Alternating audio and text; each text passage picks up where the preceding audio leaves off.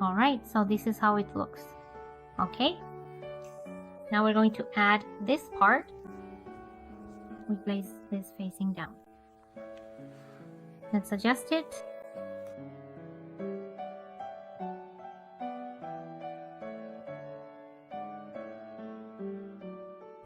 We're going to sew it like this, ladies.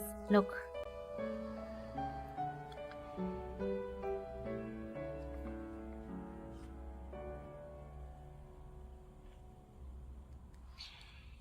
I go in through here. I'm going to skip this stitch, and now I go back in, go back and enter here. I repeat the same thing. I skip a stitch and go back and repeat the same thing, skip a stitch. Don't pull too tight, okay? Keep going like this. Go back, skip a stitch, and go back. And 60 minutes, and over here you pass through the same way normally. It might be a little harder because it's stiffer with these little hairs, but it's fine. Just go through as usual, okay? We keep going like this all the way around, and then we come back. Now, we make a knot down here. And hide the thread inside the head.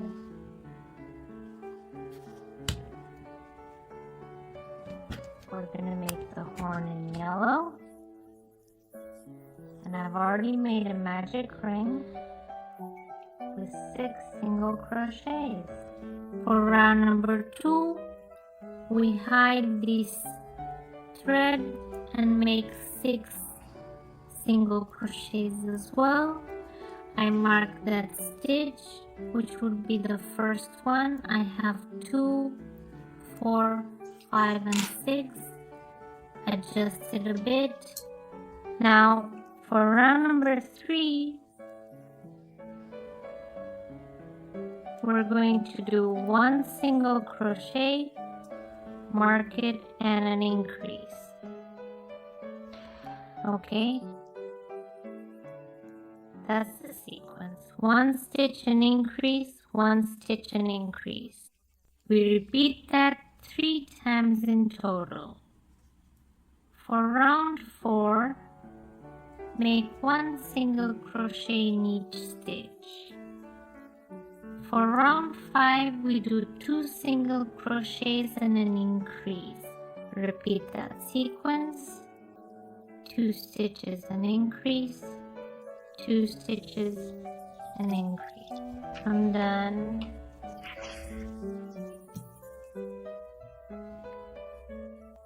And here we pull, cut a long thread for sewing, and if you want you can stuff the horn a little if you like. We're going to sew the little horn.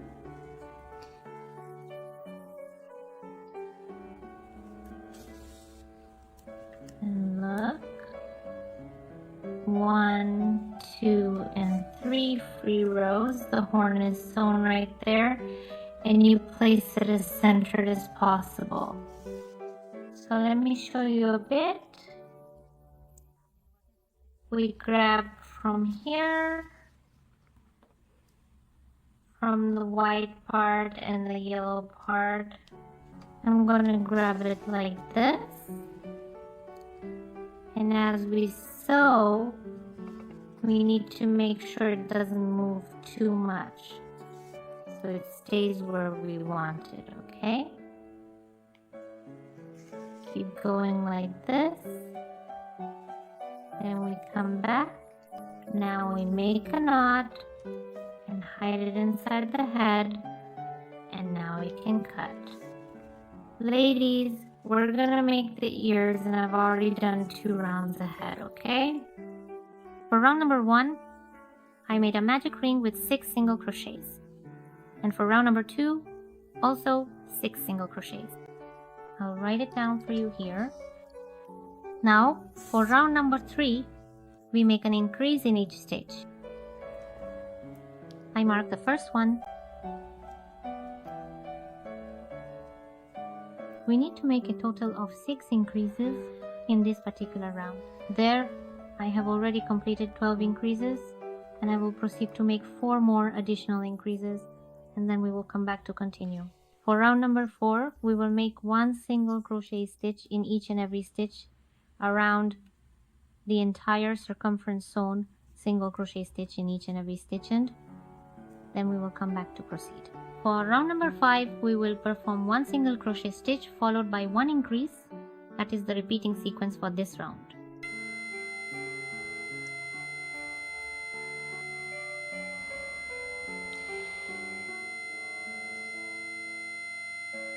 Continuing this sequence until you ultimately reach the designated marker. Now, from round 6 through to and including round 8, you will make 1 single crochet stitch in each and every stitch. Continue working in this manner, making 1 single crochet in each stitch up to and including the completion of round 8. So, I have now finished my round 8, and from this point, I will gently pull the yarn. Make sure to cut a sufficiently long strand of yarn because we will need it to securely close the ear and then sew it into place. Thread this long strand of yarn onto your yarn needle, and we are going to carefully close it by bringing the front edges together like this, front to front. So my dear girls, before you proceed with closing it in this manner, if you desire, you can use a little bit of blush to delicately color this specific part of the ear. That particular step is entirely optional and should only be done if you personally wish to add that detail. I'm telling you this before closing it because it's easier, it's more convenient that way. I will do it too, just wait a moment.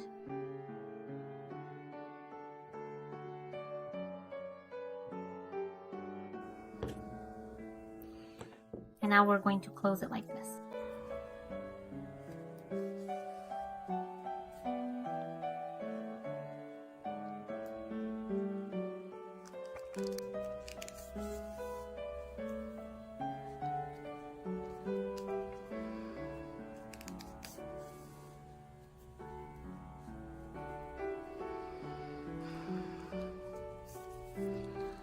Alright, like this. And we'll leave it there to sew later. We need to make 2 identical ones, girls. I'm popping in here because I was editing the video and just realized that the part where I sewed the ears didn't get recorded. So for the ears, you sew them the same way as the horn, okay? To elaborate, you will take your needle and thread and carefully stitch along the base of the ear, attaching it securely to the main body of your creation. Ensure your stitches are neat and strong, as this will be a visible and crucial part of your finished piece, contributing to its overall stability and aesthetic appeal. You sew on this side and on this side, and that's it. You'll know by the position, okay? I'll leave it like that, and that's how we finish these tufts. Look, these are the colors. If you want, you can add more when you cut them. I only used 1. So, to make the tufts for the head, we're going to make 30 chains, and for the tail, you do the same but with 20 chains. Okay, now let's make one of these. As I said, we make 30 chains. 1, 2, 3, 4, 5, 6, and so on until we reach 30. It's important to count each chain carefully to ensure you have the correct length for your tuft. Each chain should be uniform in size to create a consistent and professional looking foundation for your work. I have my 30 chains, and we're going to work in half double crochets. Go into the 3rd stitch from the hook, 1, 2, and 3 go in there, and work in half double crochets. This is a crucial step for establishing the foundation of your tuft. Make sure you insert your hook into the correct loop of the third chain from your hook, ensuring proper stitch formation and tension. This is my first increase in half double crochets. Counting the starting chains, we're going to make an increase in each stitch. And there's my second increase. This means you will be working 2 half double crochets into every single stitch across the row. This technique will create the desired fullness and shape for your tuft, allowing it to expand and take on its intended form. That's all there is to it. Just make an increase in each stitch until the end, always working in half double crochets. Continue this pattern diligently, ensuring each stitch receives its increase, maintaining consistent tension throughout the process for a uniform result. I'm done. I've made my last increase, make a chain, and cut. Cut a slightly long tail for sewing here. This long tail will be essential for securely attaching the tuft to your project, providing ample length for neat and strong seams. Thread a yarn needle.